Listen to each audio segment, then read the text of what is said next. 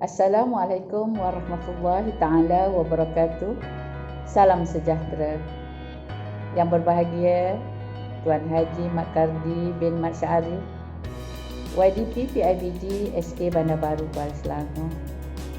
Yang berbahagia Dr. Fatimah Lailiza binti Ahmad, NYDP PIBG SK Bandar Baru Kuala Selangor. Guru-guru penolong kanan, ahli-ahli jawatan kuasa PIBG, seterusnya para ibu bapa yang saya hormati sekalian. Alhamdulillah, syukur kita kehadrat Allah kerana kita dapat bersemuka di atas platform Maya pada hari ini untuk memberi penerangan tentang pengoperasian sekolah yang bakal kita lalui tidak berapa lama lagi. Hadirin hadirat yang saya hormati, 4 Oktober yang lepas kita telah memulakan PDPA persekolahan secara bersemuka di kalangan anak-anak MBK iaitu kelas PPKI seramai 43 orang dan diikuti pada 18 Oktober yang lalu. Anak-anak prasekolah pula telah hadir secara bersemuka seramai lebih kurang 75 orang, dan pada 1 November nanti kita akan menerima kehadiran anak-anak tuan-puan tahap 1, 2 dan 3 yang akan datang secara bersemuka bersama-sama dan diikuti pada 8 November nanti akan ada anak-anak kita tahap 2 tahun 45 dan 6 hadir ke sekolah secara bersemuka. Penetapan yang dibuat oleh KPM adalah 50% enrollment semasa kehadiran bersemuka. Oleh itu anak tuan-puan akan diberi kumpulan penggiliran. Hal ini telah disusun atur oleh pihak guru-guru kelas dan juga pihak HEM. Dan kita akan dengar nanti bagaimana anak-anak tuan diatur dan disusun, dan tuan-puan perlu peka kepada grup WhatsApp masing-masing untuk memastikan keberadaan anak tuan-puan. Jadi selain daripada itu, bonda selaku guru besar di sekolah ini, kami telah mengambil langkah-langkah keselamatan mengikut SOP yang telah ditetapkan. Jadi kesiapsiagaan dibantu oleh pihak PIBG, guru-guru, gotong royong telah diadakan dalam usaha untuk memastikan kesiapsiagaan sekolah demi keselamatan anak-anak kita. Oleh itu tuan-puan, saya mengambil kesempatan di sini untuk menyatakan bahawa beberapa perkara penting yang tuan-tuan perlu peka, iaitu tentang kesihatan anak-anak sebelum mereka dihantar ke sekolah. Pastikan mereka berada dalam keadaan yang sihat dan pastikan pelitup muka sentiasa dipakai. Keselamatan SOP ditetapkan, yang telah ditetapkan itu dipatuhi. Okey, jadi sebagai seorang guru, kita juga sentiasa memahami tentang proses pembelajaran yang mereka harus hadapi, dan kita berharap ibu bapa juga membantu khususnya dalam sekolah rendah ini kita memerlukan pentadsiran PPD untuk memastikan kehadiran anak-anak itu ke sekolah dapat diuji. Jadi sekiranya ada masalah, sila berhubung dengan guru-guru kelas dengan pihak sekolah. Untuk pengoperasian pada kali ini memang dugaan tetap ada, dan kita berharap semuanya dalam keadaan selamat dan dipermudahkan. Oleh itu saya mengambil kesempatan di sini mengucapkan ribuan terima kasih kepada pihak PIBG yang begitu prihatin, dan juga kepada ibu bapa yang sentiasa memberi sokongan dan dukungan kepada kami para guru di sekolah ini. Kita berdoa agar kita semua dalam keadaan selamat, anak-anak diberi kesejahteraan dan dapat belajar dan meneruskan pembelajaran dengan baik, dan kita berdoa semoga Allah menjauhi kita dari segala mara bahaya dan juga wabak yang tidak baik ini, dan kita berdoa semoga anak-anak terus diberi kesihatan dan dapat belajar di masa akan datang dengan baik. Sekian, terima kasih.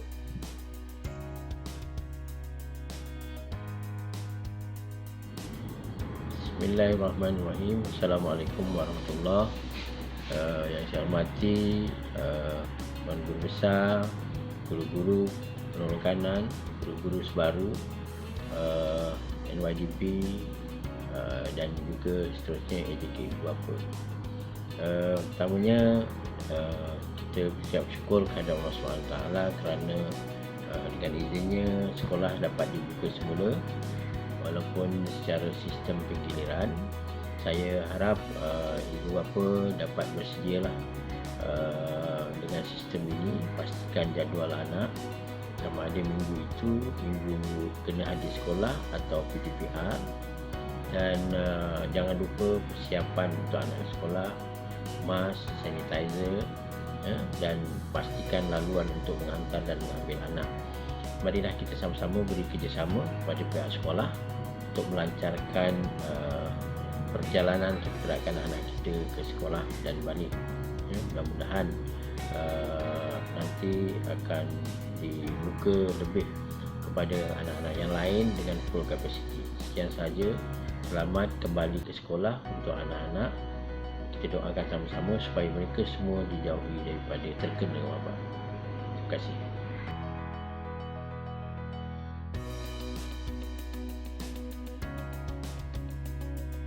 Bismillahirrahmanirrahim. Assalamualaikum warahmatullahi wabarakatuh, dan salam sejahtera. Rabbi shrahli sadri wa yassirli amri wahlul 'uqdatam min lisani yafqahu qawli. Yang dihormati Bonda Nur Zakia selaku Guru Besar SK Bandar Baru Kuala Selangor, rakan-rakan pentadbir, guru-guru, murid-murid sebaru yang dikasihi, seterusnya ibu bapa penjaga, murid-murid sekalian. Sebagaimana yang kita semua maklum, PPKI telah memulakan sesi persekolahan pada 4 Oktober diikuti oleh prasekolah pada 18 Oktober. Seterusnya, apabila diumumkan Negeri Selangor beralih ke fasa 4 mulai 18 Oktober, dengan ini bermakna murid-murid tahap 1 iaitu murid tahun 1, 2 dan 3 akan mulai bersekolah pada 1 November. Manakala murid-murid tahap 2 iaitu tahun 4, 5 dan 6 akan mula bersekolah pada minggu hadapannya iaitu pada 8 November 2021. Mengikut garis panduan yang telah dikeluarkan oleh Kementerian Pendidikan Malaysia, apabila murid tahap 1 dan 2 mula bersekolah, mereka akan datang secara bergilir. Maksudnya, murid-murid akan dibahagi kepada 2 kumpulan di dalam kelas masing-masing. Justeru, murid-murid berkenaan juga akan belajar secara bersemuka dan secara sendiri di rumah. Supaya lebih jelas, saya akan terangkan di sini saya ambil contoh. Pada minggu pertama, murid yang akan hadir ke sekolah ialah murid kumpulan A. Jadi, murid ini akan belajar di sekolah bersama dengan guru. Manakala murid kumpulan B tidak hadir ke sekolah dan akan belajar secara sendiri di rumah. Pada minggu kedua, murid kumpulan B pula akan hadir ke sekolah dan belajar bersama guru. Manakala murid kumpulan A tidak hadir ke sekolah dan akan belajar secara sendiri di rumah pula. Proses ini akan berulang untuk minggu seterusnya sehingga kita mendapat makluman daripada Kementerian Pendidikan Malaysia. Seterusnya, dari segi pembelajaran pula, contohnya pada minggu pertama, kumpulan A akan belajar topik S dan juga T. Manakala murid kumpulan B akan diberi persediaan berkaitan topik S dan T. Apabila minggu kedua, kumpulan A yang akan belajar secara sendiri di rumah akan diberi latihan atau tugasan topik S dan T yang mana mereka belajar pada minggu pertama, dan juga mereka disediakan dengan bahan-bahan untuk topik U dan V.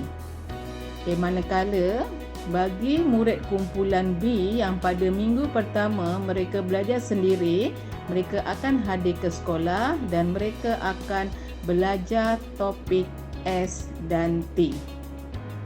Jadi di sini secara mudahnya, apabila minggu pertama kumpulan A belajar tajuk S dan T, pada minggu kedua kumpulan B pula akan belajar tajuk S dan T.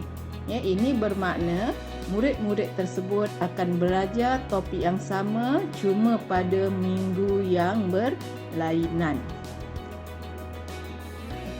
Untuk itu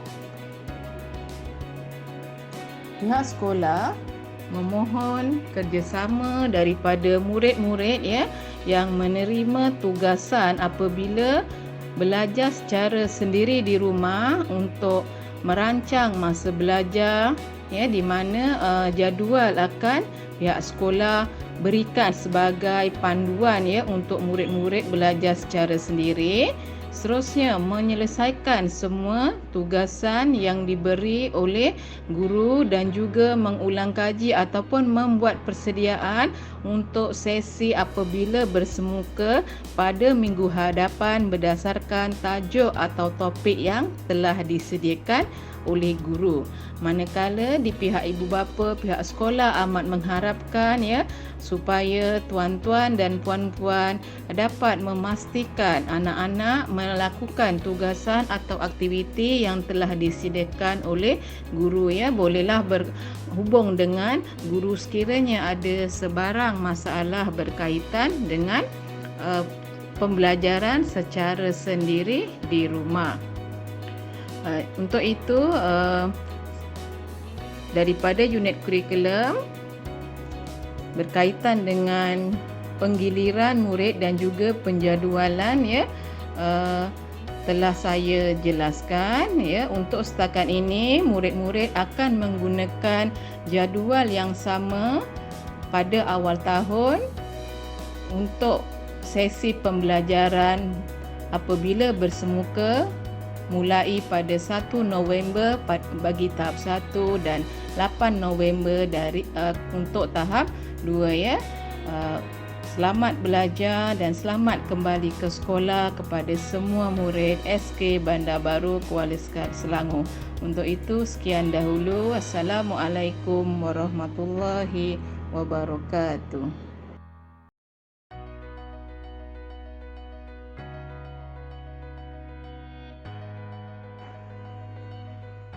Bismillahirrahmanirrahim.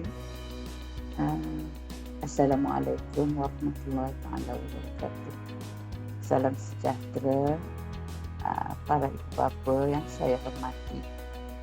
Hari ini saya akan membicarakan penataran pembukaan dan pengoperasian sekolah, khususnya Sekolah Kebangsaan Bandar Baru, di mana kita telah bermula beroperasi pada peringkat fasa 2 yang lepas, iaitu pada 4 Oktober 2021, di mana murid-murid MDK, murid-murid PPKI telah menjalankan PDP secara bersemuka, diikuti pada fasa 3 iaitu 18 Oktober yang lepas, murid-murid prasekolah telah hadir ke sekolah secara bersemuka. InsyaAllah pada 1 November 2021 kita telah mencapai Pelan Pemulihan Negara Fasa 4 bagi negeri Selangor, maka murid-murid tahap 1, 2 dan 3 akan hadir ke sekolah secara penggiliran. Seterusnya, pada 8 November 2021, murid-murid tahap 2, 4, 5 dan 6 juga akan hadir secara penggiliran. Untuk pembukaan sekolah pada kali ini, kita akan memastikan sekolah selamat dan warganya dilindungi.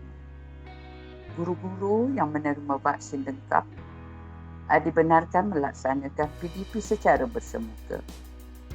Manakala guru-guru yang belum menerima vaksin lengkap tidak dibenarkan melaksanakan PDP secara bersemuka. Begitu juga pekerja perkhidmatan sokongan yang menerima vaksin lengkap dibenarkan bekerja dalam kawasan sekolah.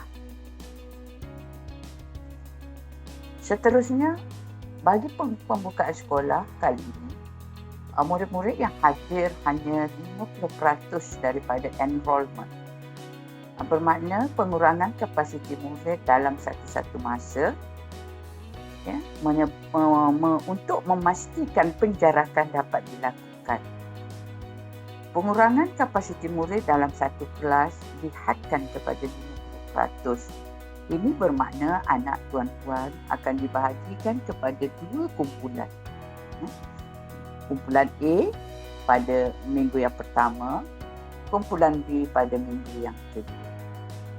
Seterusnya, bagi kelas-kelas yang tidak akan mengalami penggiliran, contohnya kelas prasekolah, murid MPK, murid tingkatan 6 semester 2, pra-universiti semester 3 di Sekolah Sukan Malaysia, semua murid sekolah asrama penuh, murid kelas peperiksaan antarabangsa dan sekolah kurang murid yang tidak mencapai 150 orang murid, semua hadir ke sekolah tanpa penggiliran.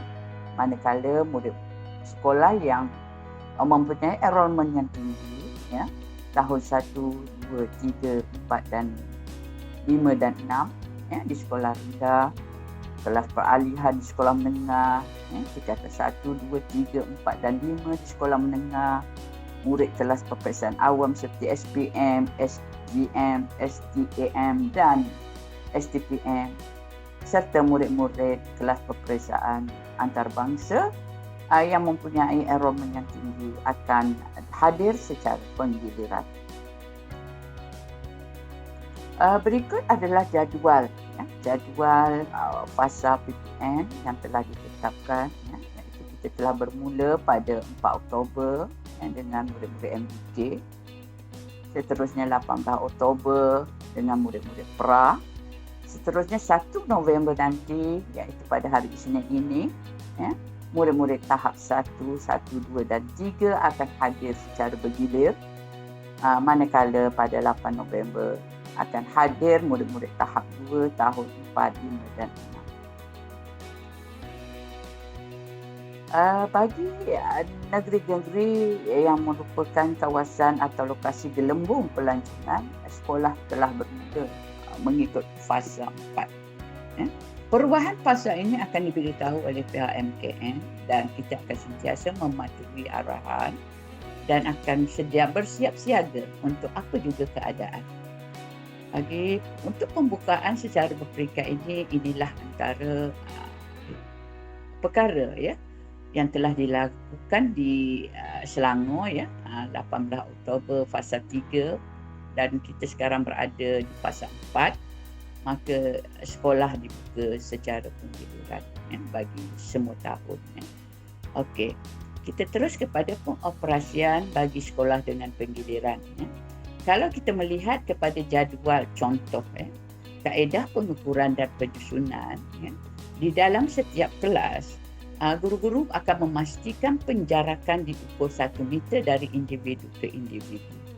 Walaupun meja disusun semua, tetapi kita akan meletakkan label A dan B, makna kumpulan A dan kumpulan B. Bermakna minggu pertama kumpulan A akan duduk pada nama kumpulan A dan kumpulan B akan duduk pada nama kumpulan B. Bermakna kekal nama tersebut di dalam pelan pengoperasian kelas. Meja murid disusun secara rapat dan ke dinding tepi. Kelas dengan ukuran B3 yang biasanya boleh memuatkan sekitar 36 murid akan kita sesuaikan dengan sebaru yang mempunyai 42 orang murid. Jadi bermakna 21 orang akan hadir pada minggu pertama dan 21 orang akan hadir pada minggu kedua. Ini adalah contoh murid sekelas. Kalau misal kata murid itu 36 orang, maka kumpulan A yang hadir pada minggu pertama adalah 18. Manakala kumpulan B pada minggu yang kedua juga adalah 18. Jadi bermakna kita akan sesuaikan dengan sebaru. Sebab sebaru mempunyai bilangan murid yang ramai, maka separuh daripada mereka akan hadir pada minggu pertama dan separuh lagi akan hadir pada minggu kedua dengan kedudukan tidak berubah. Kemudian persediaan pembukaan sekolah. Sebaru telah bersedia untuk menentukan bahawa anak tuan-puan mempunyai meja dan kursi yang tidak berhabuk dan selamat. Kemudian kita juga telah melihat lampu pipa berfungsi dengan baik, kelas dan bilik-bilik tanda serta kantin dibersihkan dengan pengudaraan yang baik. Rumput di sekeliling kawasan telah dipotong, najis-najis haiwan telah dibersihkan. Jadi ini semua adalah faktor-faktor kesihatan dan keselamatan bagi murid kita. Seterusnya, kehadiran murid di waktu pagi hingga balik dari sekolah adalah dengan mengikut SOP yang ketat.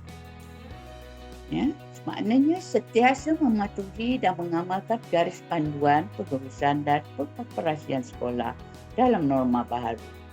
Pengurusan kehadiran murid, ibu bapa mesti memastikan anak-anak wajib memakai pelitup muka berganda 2 lapis. Kemudian memastikan murid-murid mengambil suhu di pintu pagar. Kemudian kita akan pastikan sanitasi tangan, pergerakan murid sehala, penjarakan fizikal dan waktu berperingkat. Pengurusan murid pada waktu rehat juga kita akan uruskan, di mana pihak kantin akan menghantar makanan ke kelas, kemudian membersihkan bekas, mencuci tangan, sanitasi dan laluan sahala atas pengelolaan guru-guru kelas dan guru-guru mata pelajaran. Pengurusan murid waktu keluar kelas, memastikan mereka membersihkan meja mereka dengan kawalan giliran keluar masuk, laluan sahala dan penjarakan fizikal. Pengawalan murid di pintu pagar juga akan dilakukan oleh guru-guru bertugas, sementara ibu bapa yang menunggu mesti memastikan SOP dipatuhi dan elakkanlah dari waktu yang sesak. Maksudnya ibu bapa boleh mengambil anak dan membantu kami dalam keadaan yang paling selamat. Kemudian kenderaan, kalau ada kenderaan sendiri, disyorkan menaiki kenderaan sendiri. Yang mana berjalan kaki berhati-hati, dan pelepasan murid adalah model 4, iaitu mengikut waktu berperingkat. Tuan-puan yang dihormati, garis panduan pengurusan dan pengoperasian sekolah 3.0 menekankan bahawa perkara baharu dalam garis panduan ini ialah memastikan murid-murid 12 tahun yang telah mencapai usia mempunyai vaksinasi, telah divaksinasi. Kemudian ujian kit kendiri COVID-19 kepada murid-murid akan dilakukan secara rawat sekiranya tuan-puan bersetuju. Kemudian keselamatan warga sekolah akan sentiasa menjadi keutamaan, dan pihak sekolah akan sentiasa bersiap siaga dalam keadaan ini. Kemudian pengurusan pembukaan sekolah. Ini adalah perkara-perkara penting yang pihak kami sedang lakukan dan kami cuba yang terbaik untuk anak-anak tuan-puan. Tindakan sekolah bagi warga yang bergejala. Sekiranya ada murid-murid yang bergejala, sebaiknya janganlah dihantar kalau anak-anak itu tidak sihat. Tetapi kadang-kadang kita pun tidak terlepas pandang, mungkin kita merasakan dia sihat. Tetapi apabila ia berlaku di sekolah, maka mereka akan diasingkan di bilik isolasi dan pihak ibu bapa akan dihubungi dan kita akan jalankan ujian kendiri, ya, sama ada positif atau negatif. Kemudian kita akan berhubungi ibu bapa dan pihak PKD bagi tindakan seterusnya. Manakala ibu bapa harus bersedia untuk menerima keadaan ini dengan tenang supaya kita dapat bekerjasama dan memastikan anak-anak kita selamat. Kemudian untuk guru-guru dan AKP terus ke fasiliti kesihatan untuk jalannya ujian pengesahan dan kemudian memaklumkan keputusan ujian kepada pihak sekolah. Jadi guru individu yang menguruskan perlu memakai pelitup muka serta memakai sarung tangan pakai buang, menjaga penjarakan fizikal sekurang-kurangnya 1 meter dan kerap mencuci tangan dengan air dan sabun atau pen sanitasi tangan. Dan kita ada jangka puasa untuk urusan dan tindakan. Seterusnya, kita melihat kepada keselamatan dan kesihatan murid, guru dan warga sekolah. Kita nak memastikan pada setiap masa semua individu yang berada di kawasan sekolah mesti memakai pelitup muka berganda. Penjarakan fizikal perlu dilakukan. Dalam pengajaran, PDP, dalam urusan pejabat, dalam setiap urusan kita, perbualan dan sebagainya. Kemudian kerap mencuci tangan, gunakanlah pipe yang ada, galakkan anak-anak basuh tangan. Pen sanitasi tangan boleh digunakan jika tiada air dan sabun. Kemudian kita akan lakukan saringan kesihatan dilaksanakan setiap hari di pintu masuk, terutama suhu. Suhu yang melebihi 37.5 darjah Celsius bergejala tidak akan dibenarkan masuk oleh pihak guru-guru dan pengawal. Seterusnya ialah susun atur dalam kelas. Kumpulan pelajar dibahagi kepada 2 kumpulan. Kapasiti kelas dihadkan kepada 50% enrollment. Okey, memastikan pengudaraan di dalam kelas. Oleh kerana itu, semua langsir telah diturunkan. Semua seketing untuk meja-meja murid dan guru juga telah dibuka dan kita tidak mahu menghalang pengudaraan dan juga kita mahu kelas itu berada dalam udara dan cahaya yang sesuai. Dan kita galakkan murid-murid, kalau misal kata perlu bawa sapu tangan untuk mereka sendiri, untuk sesama dan sebagainya, atau mulut dan sebagainya, mencuci tangan dan mulut, gunakanlah sapu tangan sendiri. Kemudian suhu dan penyaman udara digalakkan pada julat 23 darjah Celsius pada bilik-bilik khas. Kemudian murid pelajar akan makan di dalam kelas semasa rehat. Bagi kelas yang menggunakan penyaman udara, pelajar akan dibawa ke ruang yang terbuka. Okey, murid dan pelajar dibenarkan memakai pakaian yang sesuai, kemas dan sopan. Sekiranya anak-anak tidak mempunyai uniform atau telah ketat, galakkan mereka memakai t-shirt sekolah atau t-shirt yang berkola, t-shirt kalau bukan t-shirt sekolah, dengan seluar track, kasut yang bertutup. Elakkan dari memakai slipper kerana kita nak mengelakkan dari berlakunya kemalangan. Kemudian kita hendak memastikan aktiviti co-curriculum tidak dibenarkan di sekolah. Dia hanya boleh dilakukan secara atas talian. Bagi ibu bapa yang memilih tidak menghantar anak ke sekolah, perlu memaklumkan kepada pihak sekolah melalui surat, WhatsApp dan sebagainya supaya tiada tindakan disiplin dikenakan ke atas anak. Tuan-puan yang dihormati, pelanjutan sesi persekolahan bagi 2021 akan berlangsung sehinggalah April. Maknanya Oktober 2021, November, Disember. Kita akan break untuk cuti akhir tahun. Dan kemudian kita tak pasti lagi penyusunan jadual KPM, tetapi Januari, Februari, Mac dan April akan bersambung untuk sesi 2022. Tuan-puan yang dihormati, Seterusnya, kehadiran murid seperti yang saya nyatakan tadi, ini adalah pembaharuan yang berlaku pada sesi persekolahan untuk kali ini.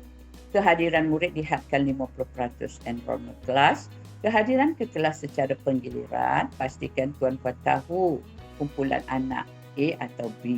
Kemudian penambahbaikan SOP, pemakaian pelitup muka diwajibkan.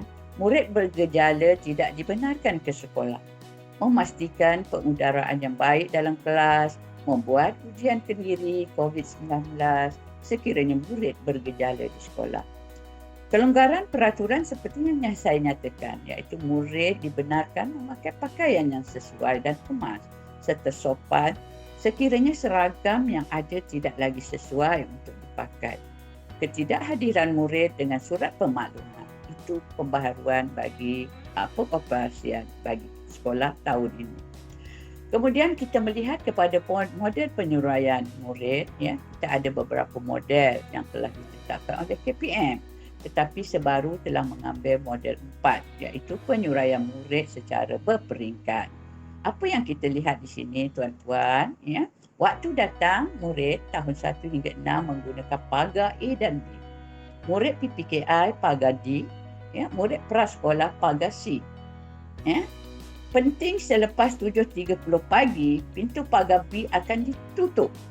Murid yang hadir pada waktu itu dikendaki menggunakan hanya satu pagar, iaitu pagar A. Kemudian pada waktu rehat, murid rehat dan makan di dalam kelas. Tempahan makanan akan diurus oleh guru kelas mengikut menu yang ditetapkan. Murid-murid digalakkan membawa sudu tisu basah sendiri atau sapu tangan sendiri. Tidak boleh berkongsi makanan dan minuman dengan murid lain. Waktu penyuraian balik, ibu bapa rujuk jadual penyuraian. Contohnya, pintu A, berjalan kaki, berbasikal, ibu bapa bermotosikal. Kereta yang biasa menunggu di pintu A. Bagi tahu anak nak tunggu kat mana supaya mereka tidak tercari tuan-puan. Pintu B, ibu bapa bermotosikal, ibu bapa berkereta, van dan bas.